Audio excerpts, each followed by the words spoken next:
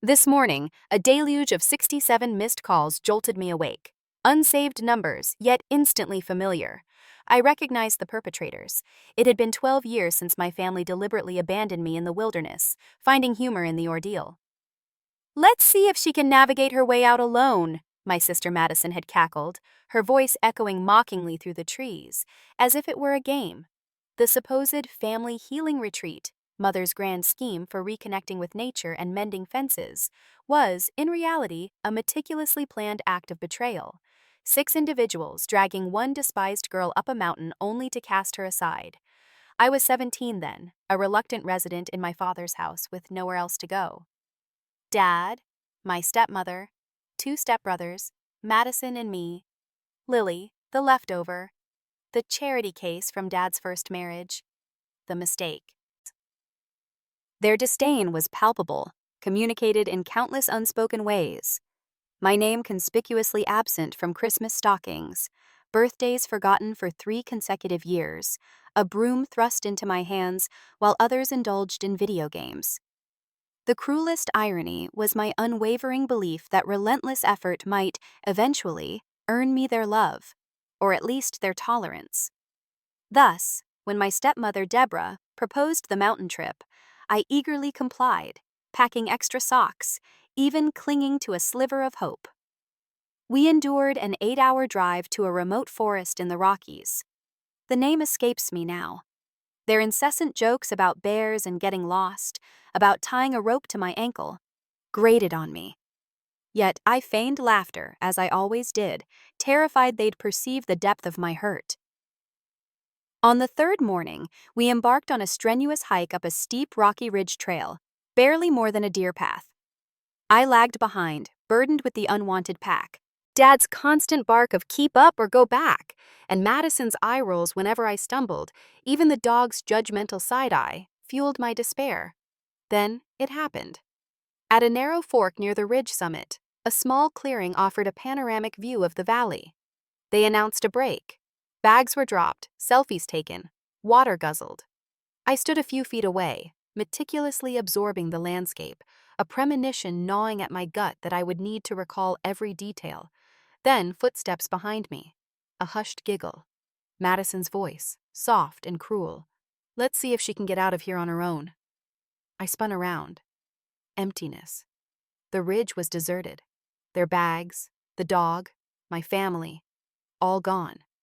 I screamed for Dad. Silence. I sprinted back down the trail. Nothing. I waited, 15 minutes, then 30, then an hour, clinging to the fading hope that it was merely a twisted joke. It wasn't. I was utterly alone. 17, without a phone, they'd insisted we disconnect.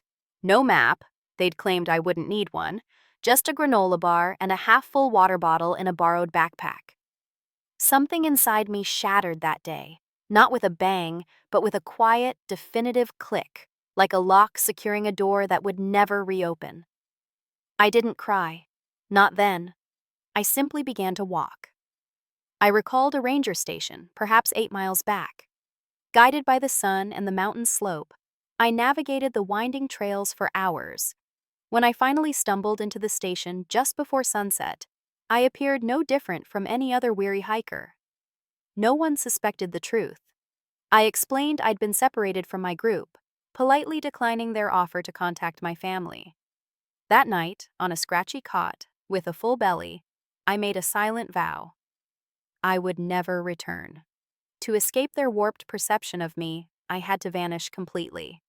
No tearful goodbyes, no confrontations, just silence. It took years for their voices to fade from my thoughts, for their faces to stop appearing around corners, in parking lots, in my dreams.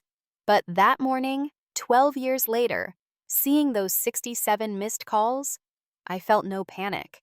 Instead, a smile touched my lips.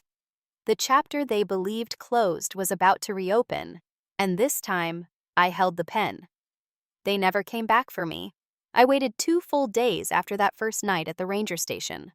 The rangers filed a lost person report, but no one reported me missing. No frantic family, no calls to the station, not even a damn flyer. Holly, the ranger, offered to take me into town. suggesting I wait there for my family to contact me. I nodded, though I knew they wouldn't. What they did wasn't a mistake or a miscommunication. It was abandonment, cloaked in sarcasm, sealed with laughter. So, I lied. I told Holly I was 18, that I'd had a fight with my parents and moved out, not wanting them called or wanting to go back. She raised an eyebrow but didn't press. Perhaps she saw the truth in my eyes, or perhaps she'd seen it before. By the third day, I was on a Greyhound bus heading west. I chose my destination not by logic, but by the sound of its name, Missoula, Montana, the farthest from anything familiar. I knew no one there, had no plan, but I had silence, and silence was infinitely better than the constant screaming at home. The first few months were a blur of transient accommodations, shelters, then a church basement where I scrubbed floors for lodging. A part-time bakery job followed, then a mattress on the floor of a shared studio with two girls who asked no questions. I changed my last name on every document I could, applying for a replacement ID with my birth certificate, the only item I'd accidentally carried in my bag. It wasn't much, but it was a start. You learn quickly when you're on your own. You learn to discern tone before words, to identify safe corners of town after dark, to make a single loaf of bread last 4 days, and you learn to relinquish the fantasy of rescue. No one is coming, not for you, not ever. And perhaps that's what saves you. 6 months after arriving in Missoula, I enrolled in GED classes. I never disclosed my real age. I didn't need to.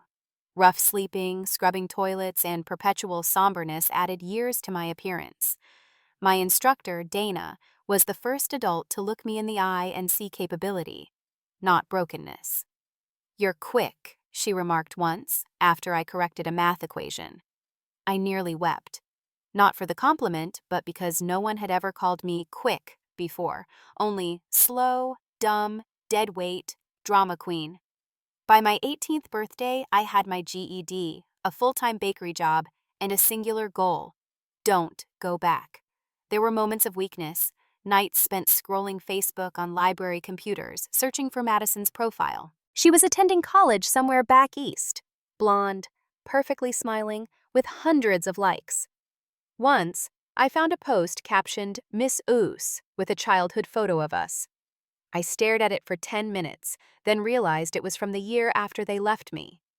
She didn't miss me. She missed the girl she used to bully, the family joke. So I stopped checking and started living. At 20, I moved to Boise for a culinary program I'd applied to on a whim.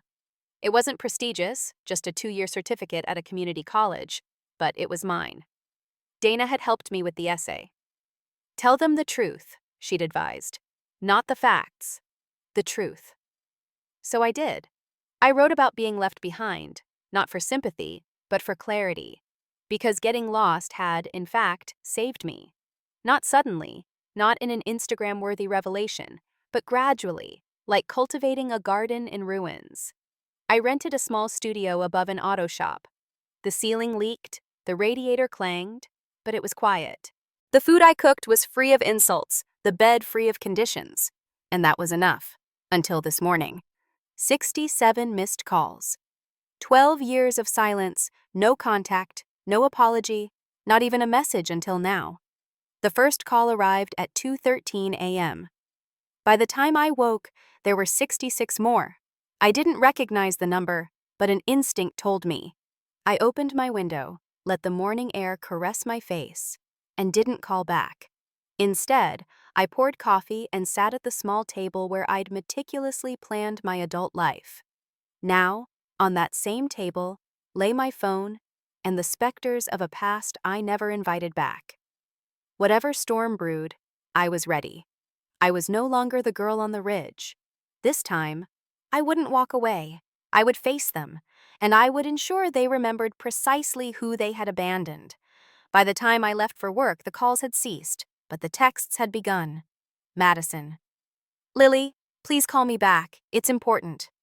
Dad, still saved as biological source. "Need to talk. Need to. Urgent." Unknown. "Hey, it's Evan. Can we talk?"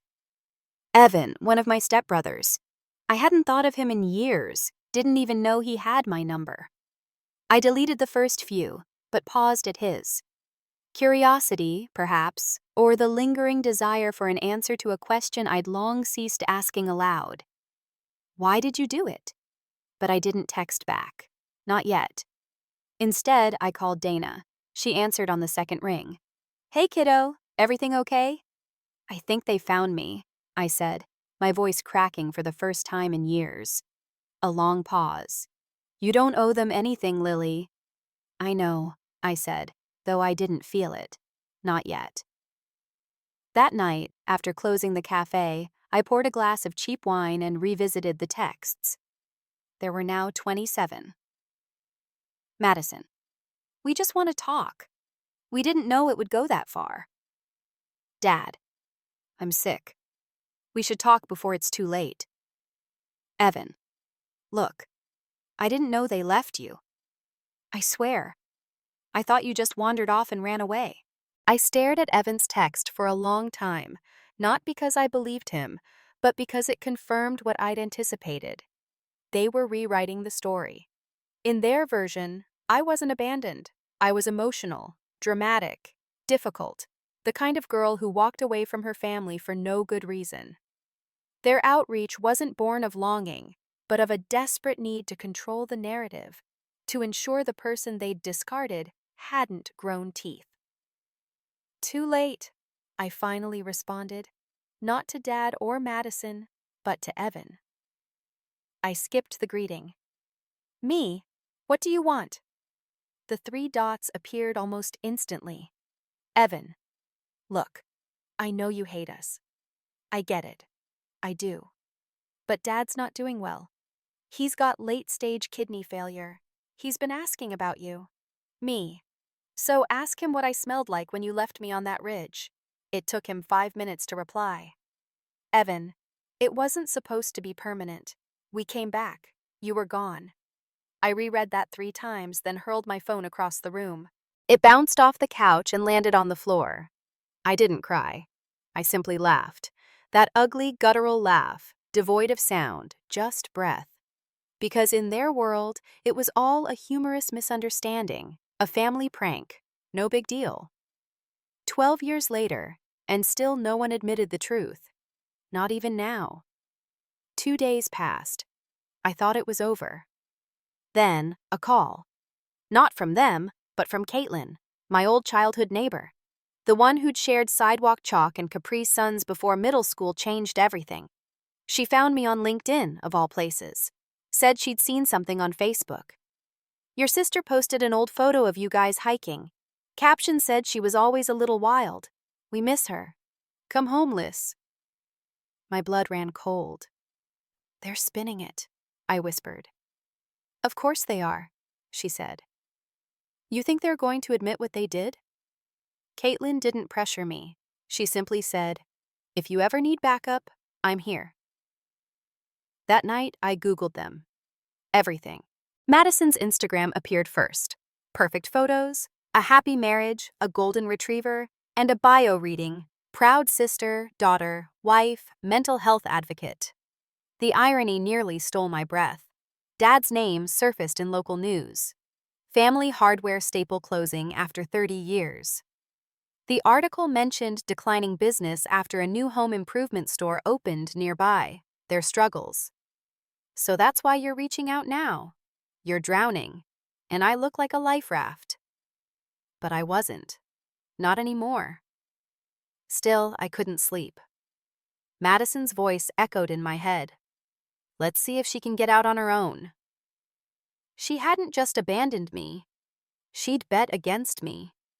And now that I had won, they wanted to pretend it never happened. Well, it did, and I was no longer the lost one. It was Evan who convinced me to meet. Not because I trusted him, but because he wasn't Madison or my father. He suggested a public, neutral location, a diner off the highway between Boise and what used to be home, a place called Mel's that looked untouched since 1982. I agreed, with one condition. 1 hour, no surprises, no other family. He texted back, Scout's honor. A humorous remark, coming from someone who abandoned his sister in the woods. The day of the meeting, I sat in my car for 20 minutes before going in, hands gripping the wheel, keys in the ignition, heart pounding. I wasn't scared, I was angry. But anger, when it runs deep enough, can masquerade as fear. When I finally entered, he was already at a booth, fidgeting with the napkin dispenser. He looked older, hair thinning, a bit rounder, but mostly he looked sleep-deprived. Lily. He rose as if to hug me. I held up a hand and he understood. I slid into the opposite side of the booth, keeping my jacket on. The server arrived. I ordered coffee. He asked for the same. Silence. He attempted a smile. You look good. Really? Like good. Good. I didn't respond. He sighed. Okay, I deserve that. I stirred my coffee, waited. He shifted in his seat. I'm not here to guilt you. I just want to explain. You've had 12 years, I said, my voice flat. I know. Look, when it happened, I thought it was just a prank. A bad one, I swear. I raised an eyebrow. You thought ditching a miner in the mountains was a prank?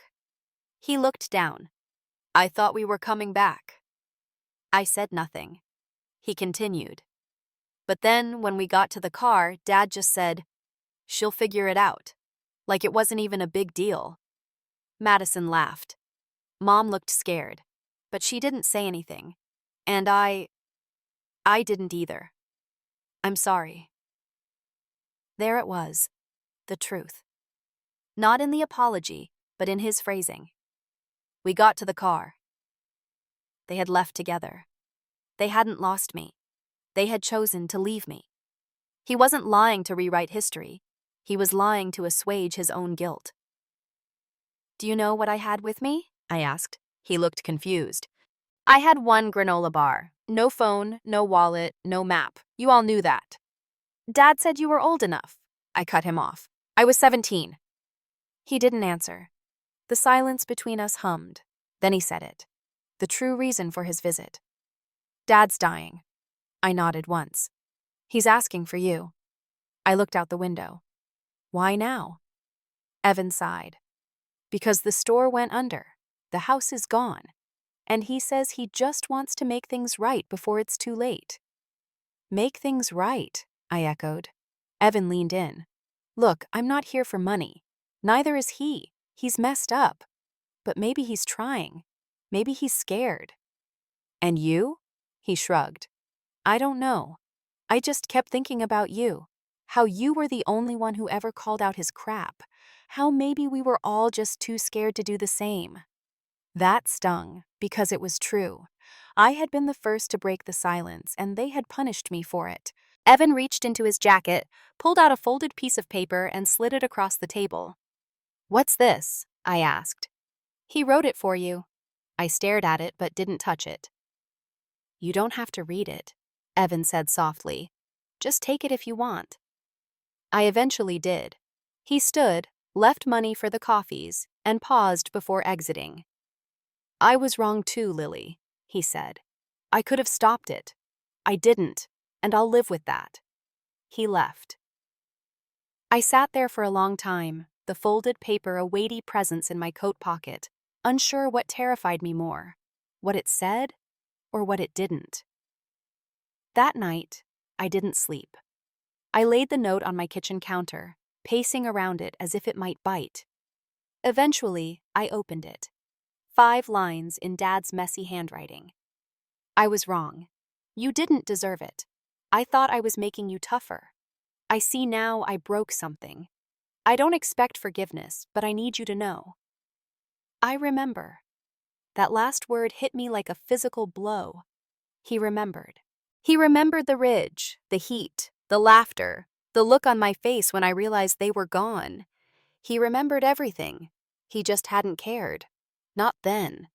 Now perhaps he did. But forgiveness isn't a lock anyone else can open. I hadn't returned in 12 years. Not for holidays, not for funerals, not for anything. But a week after meeting Evan, I packed a small bag, filled my tank, and pointed my car toward the town I'd sworn I'd never revisit. Not for forgiveness, not out of obligation, but because I needed to look them in the eye one last time, and to speak aloud what I had whispered to myself for over a decade. You don't get to pretend it didn't happen. The drive was quieter than I remembered, perhaps because I wasn't the same girl who once stared out that car window, wishing to disappear into the trees. I arrived just before dusk. Evan had arranged for us to meet at the hospice where Dad was staying. I half expected the building to crumble the moment I stepped inside. It didn't. The air smelled of antiseptic and resignation. A nurse greeted me, gesturing toward a quiet hallway. "I'll let him know you're here," she said. I stood frozen under the fluorescent lights, momentarily wondering if I'd made a mistake. But then I recalled the note. Those 5 lines, the cowardice of a man who waited until death's door to apologize. And I walked in. He looked smaller than I remembered, paler, as if life were already receding from him cell by cell.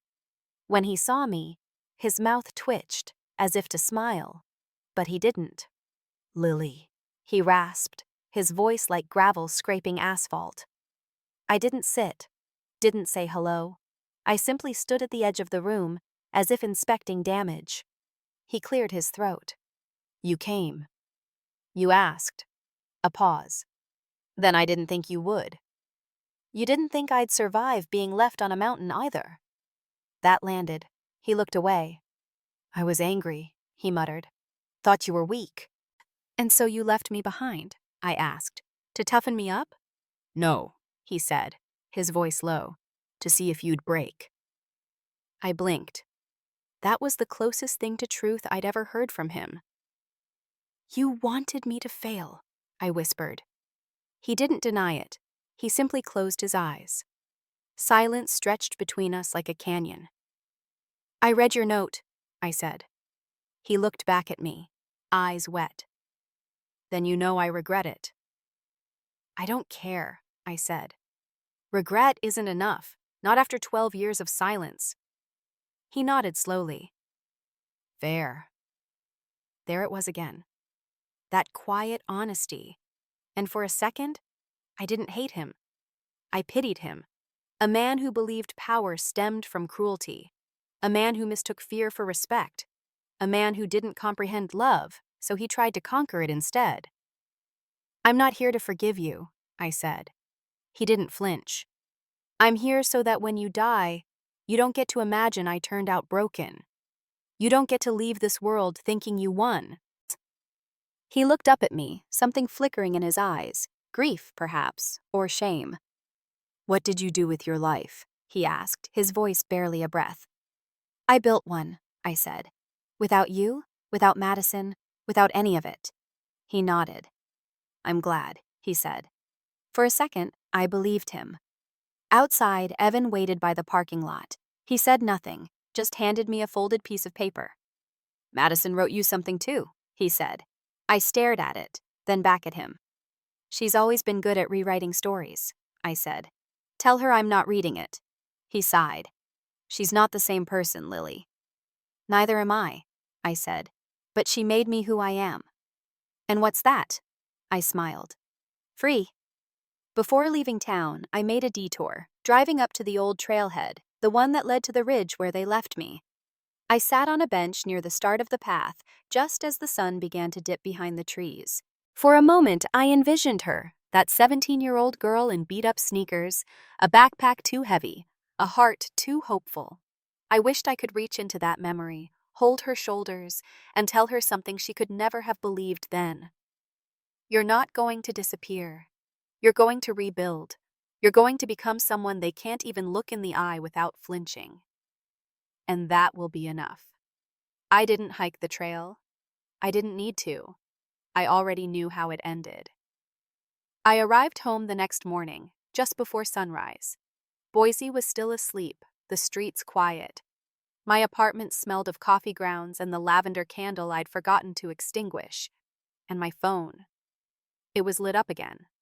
67 missed calls. The same as before. This time, I didn't bother opening them. I simply looked at the number, then turned the phone off. It felt poetic, as if the universe had bookmarked the moment. 12 years later, The loop had closed, and I held the pen now. The next few weeks, I settled back into my life. The bakery, my apartment, the existence I'd meticulously crafted with bare hands and burnt fingertips. No speeches, no social media tell-alls, no dramatic confrontations in hospital rooms or graveyards. Just ordinary, quiet, unstoppable living.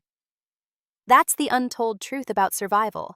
It doesn't always manifest as fire and fury. Sometimes it's folding laundry while listening to a podcast. Sometimes it's renewing your lease.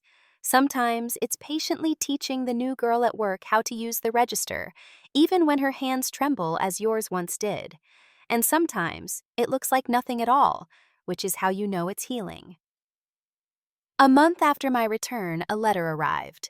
No return address, just my name on the front in careful handwriting. I knew who it was from before I opened it. Madison.